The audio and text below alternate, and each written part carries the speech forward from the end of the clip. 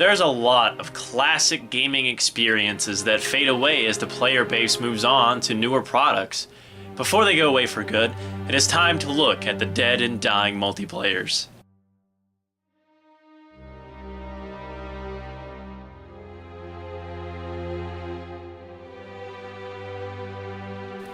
For the first game, we'll be looking at MineZ, a mod for Minecraft. I'll be shocked if anyone doesn't know what Minecraft is. I mean, come on, they have it on PC, 360, the One, PS3 and 4, Switch, 3DS, iOS, and Android.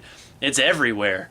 They also have so many toys and other merch, like, come on, Minecraft is everywhere you look.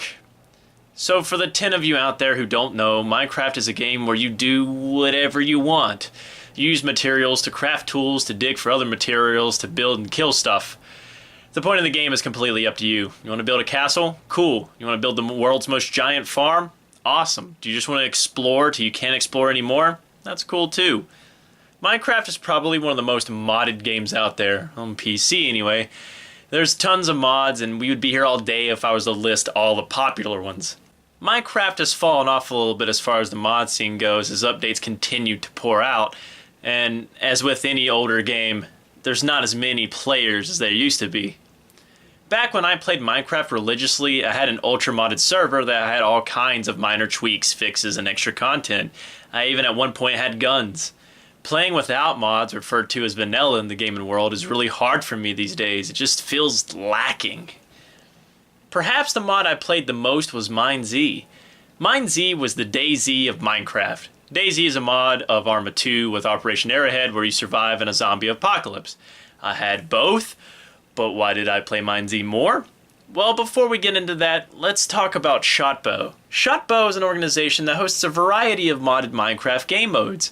They have a website, and back when I played, had one of the largest followings in the community. MineZ is hosted on Shotbow's servers. I'm 99% sure it was developed by some hot Shotbow members.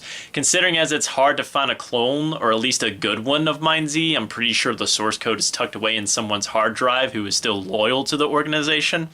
Shotbow has definitely declined over the years.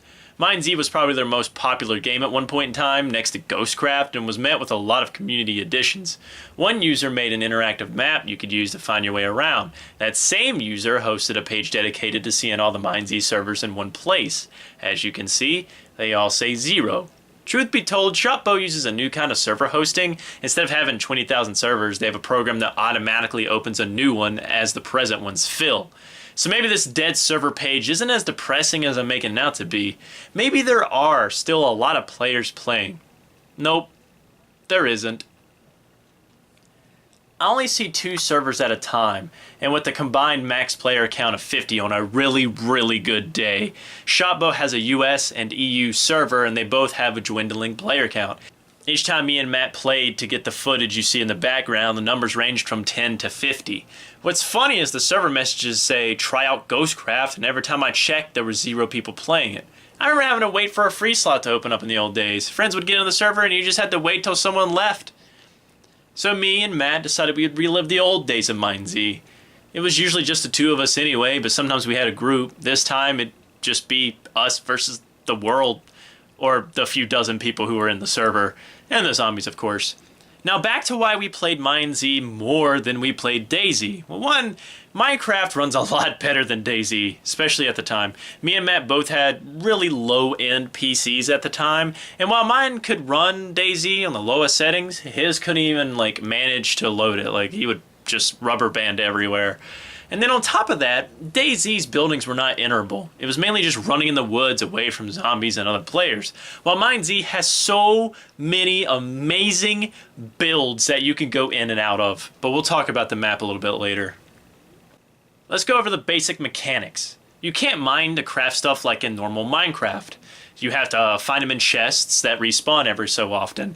You get weapons and armor, among other things. You also get stuff like dye, which is actually ointment and antibiotics, and then paper, which acts as bandages. Sometimes you bleed and you need to use the bandage to patch yourself up. If you got a bandage, shears, and some ointment, then you can heal your buddy, giving him a lot more health. There's all kinds of crazy stuff in this game, like the shovel is used to dig up graves. Sometimes a zombie pops out, sometimes you get an item.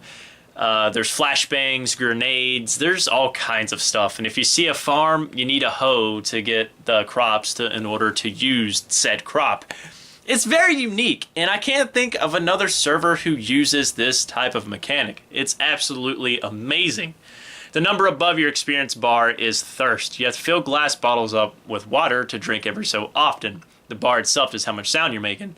The more sound you make, the more likely zombies are to hunt you down. So back to the map for a second. Every single player spawns at the very southern part of the map. The further north you go, the harder the map is supposed to be.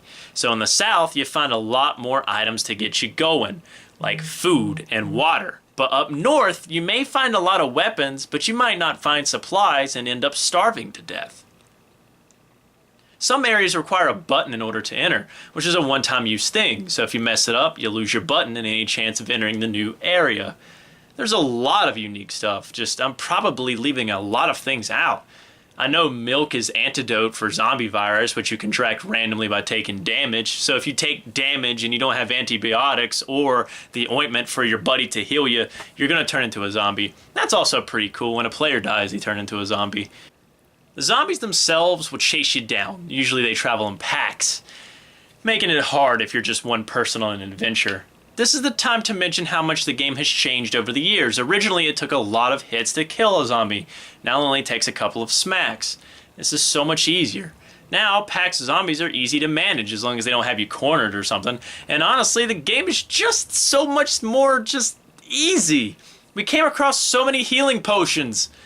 In the old days, you could only find healing potions in churches, and even if you did find a church with some potions, there was like one or two. Now they populate the entirety of the South. The zombies I mentioned are all now easier, and with the lack of a huge player base, there isn't much getting in the way of progressing. I ran into maybe 4 players, one of which I killed. After me and Matt started going north, we never saw another player again. It got super lonely. I mean, it was also eerie at the same time. It was almost like over the years, MineZ couldn't be tamed, and we were a group of the last survivors and something like that. But still, it had been nice to run into some more players. We had the easiest time I ever had in a game of MineZ. We made it to all the places we struggled to get to in the past. Do you want to see the whole adventure? Well, we filmed the whole thing with commentary. We even swear! Yeah, if you just can't stand the family-friendly nature of the YouTube channel or the WordPress, go to our Patreon, pay $1, and watch us explore MineZ. We run into some pretty crazy stuff. You also get access to other things in the future. The said adventure will be on Patreon by Tuesday. It's going to take a while to render and upload. We're just going to do it in one shot. So what about the lifespan of MineZ? Well, as mentioned before, it has been updated, and it seems to actively being updated. The zombies changed fairly recently, and the map has been evolving ever so slightly. New cave there, new building there. The southern region has been made easier for newcomers, and it just seems that, like, they still care. At least it looks like they care. Shotbow continues to operate, even if the other game modes aren't receiving a huge player following, but I am still worried. The reason we show this on CD-ROM Fossil is because this mod could potentially disappear forever. Sure, me and Matt played on a variety of servers such as Endgame and Goomcraft Prison, but those experiences could be reproduced. Endgame was just survival mode with a lot of mods, and I could easily get those mods on one of my servers. Goomcraft is a prison, and I'm pretty sure I can make a prison. But MineZ is special. The map itself is a crazy work of art. Like I said, there's so many amazing buildings, stuff that I would not be able to build. Then the zombies and respawning chests and the mechanics and just everything would be impossible to recreate. Shotbow, if you're watching, please release the map at least if MineZ were to be on the verge of shutting down. It's a crazy work of art and it needs to be seen.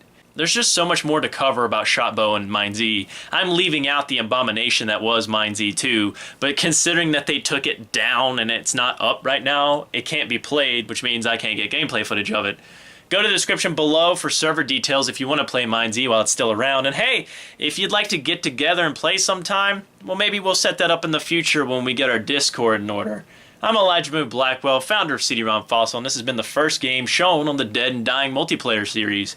Make sure you check out our website found in the description. We also have a Facebook, Instagram, and a Patreon, as mentioned before, and it's still being tweaked. Tuesday of next week, which is the 26th, it finalizes and we will stop tweaking it. But for now, keep in mind that things are set to change. More pages are coming soon, such as the Discord and Steam group, so don't miss out on an update by subscribing or following us. Thank you so much for watching, and stay tuned for the next game. And hey, keep your ear out for the Discord, because once we get it up and running, maybe we'll play some MineZ and any other classic multiplayers we film.